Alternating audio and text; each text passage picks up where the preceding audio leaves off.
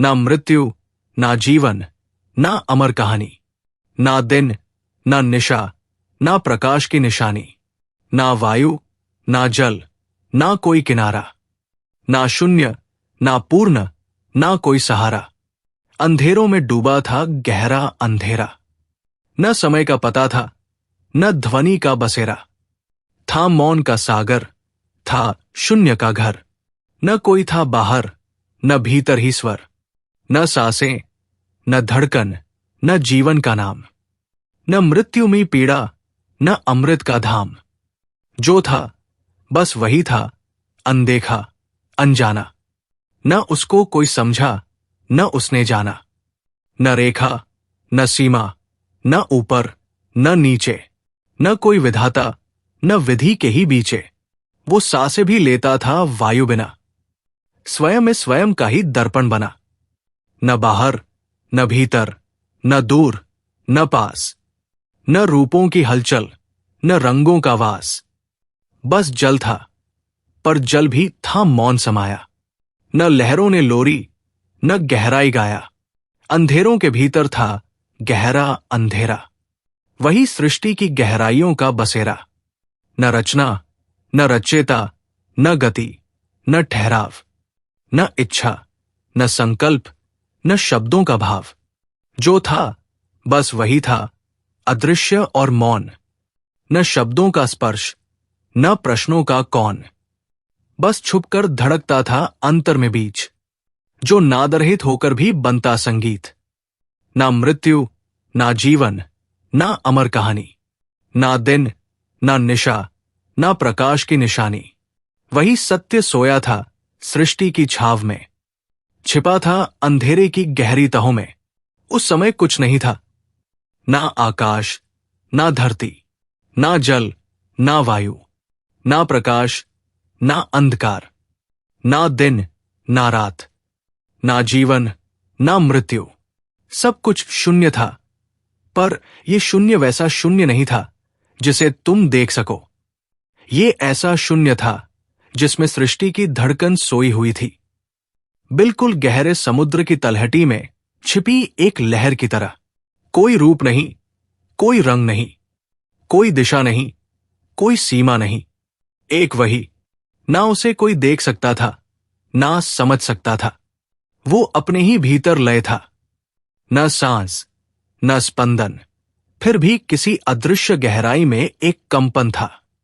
एक मौन इच्छा, जो सृष्टि बनने की पहली आहट थी। मृत्यु का कोई अर्थ नहीं था, अमरता का भी कोई मतलब नहीं था, क्योंकि जन्म ही नहीं था।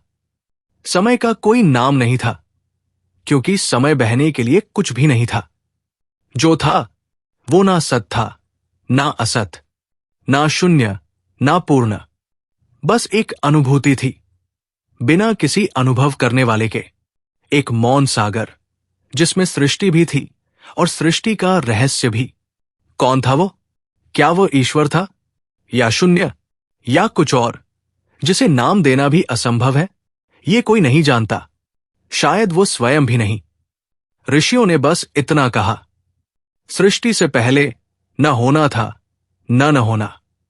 बस वही था, अनाम, अदृश्य, असीम, अनंत मौन पसरा था।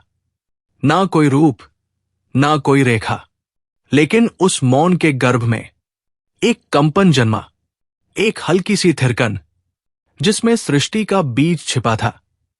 किसने किया ये कंपन? कोई नहीं जानता। शायद स्वयं उसने, या शायद वो कंपन उसकी ही पहली पहचान बन गया। ये कंपन ही पहली इच्छा थी, एक चाह, स्वयं को देखने की, स्वयं को जानने की, स्वयं से स्वयं तक पहुंचने की। उस गहन अंधकार में, जहां कुछ भी नहीं था, उस पहली इच्छा ने पहली लहर उठाई। शब्द नहीं थे, पर एक स्पंदन था। जैसे मौन में भी दिल धड़कता है, वैसे ही शून्य में भी वो धड़कन जागी। पहली इच्छा जन्मना चाहती थी, स्वयं को देखना चाहती थी, और इसी इच्छा ने सृष्टि का पहला द्वार खोला। इच्छा ही बीज बनी, बीज से स्पंदन, स्पंदन से लय, लय से सृष्टि का प्रथम नाद। जो आज तक गूंज रहा है। ओम।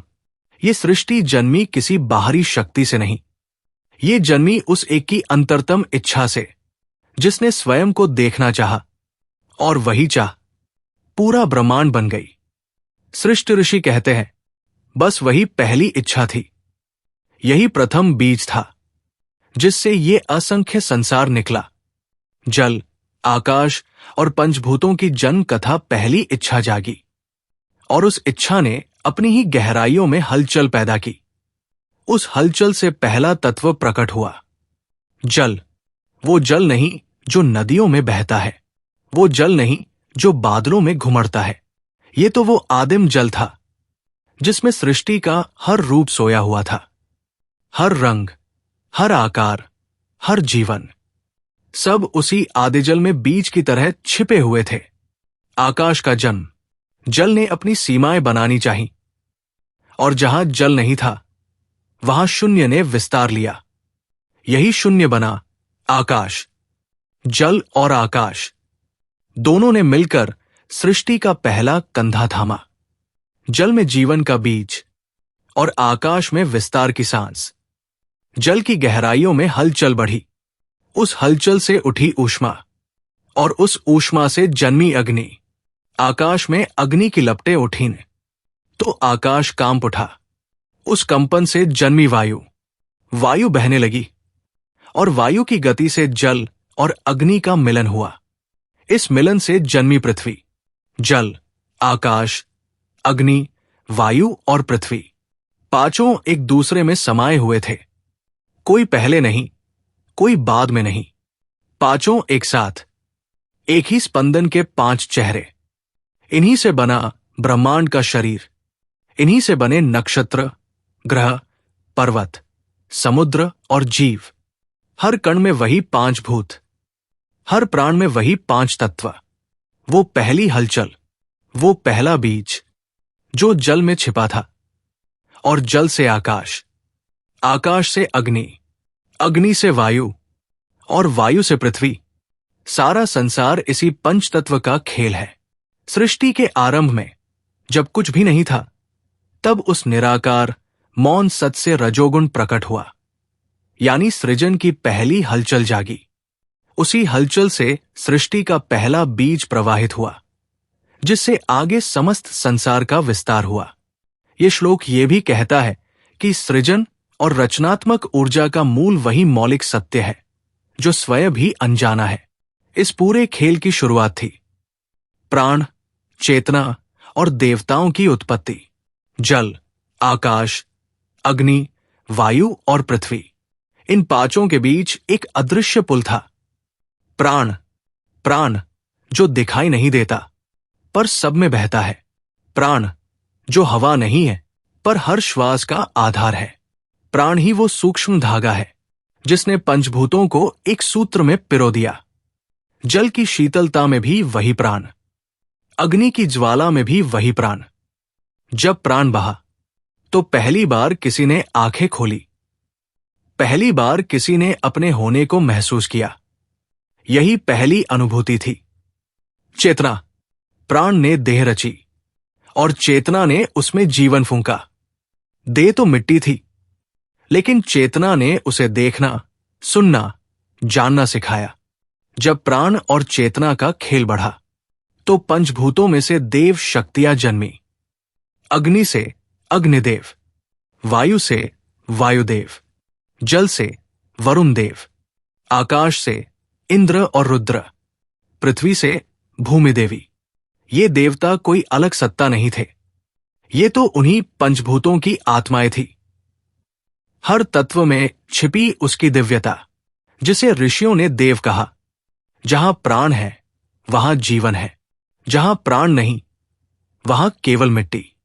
प्राण ही मंत्र है, प्राण ही शक्ति है, प्राण ही देव है, प्राण ही आत्मा का पहला स्वरूप है, ऋषियों ने कहा। और प्राण स्वयं उसी अदृश्य एक की पहली सांस है। सत्य का स्पर्श देवताओं की पूजा क्यों होती है?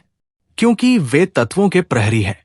जो जल को थामे है वही वरुण है, जो अग्नि को सुलगाए है वही अग्नि है, जो वायु को बहाए है वही वायु है, और जो प्राण को गति दे वही परम सत्य है।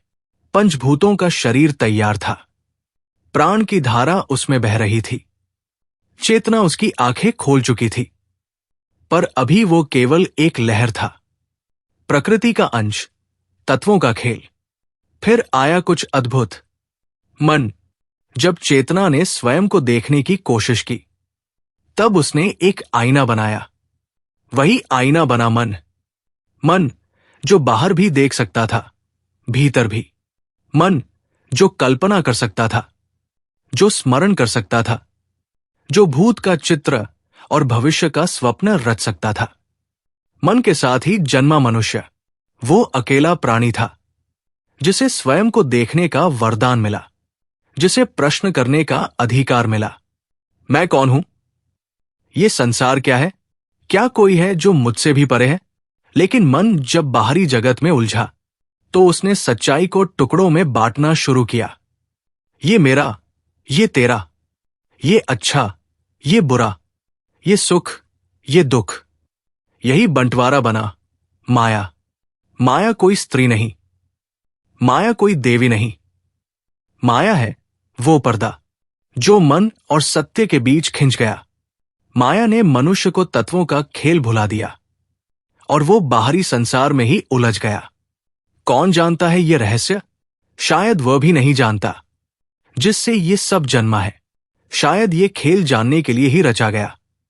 स्वयं को जानने की प्यास ही सृष्टि की असली कथा है। मनुष्य पंचभूतों का पुत्र है, प्राण उसकी सांस है, चेतना उसकी आंखें हैं और माया उसकी परीक्षा है। इन सब से परे वही मौन सत्य है जिससे सब कुछ जन्मा और जिसमें सब कुछ लौट जाएगा।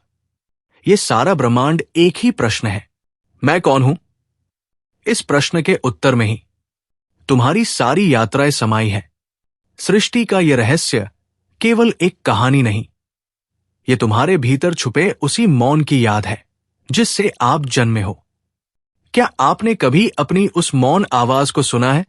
अगर यह रहस्य आपके मन को छू गया तो इस वीडियो को लाइक जरूर करें और कमेंट में बताएं, क्या सच में सृष्टि से पहले कुछ था या नहीं था? ऐसे और भी अद्भुत ज्ञान और रहस्यों के लिए हमारे साथ बने रहें और इस दिव्य यात्रा को अपने मित्रों के साथ भी साझा करें।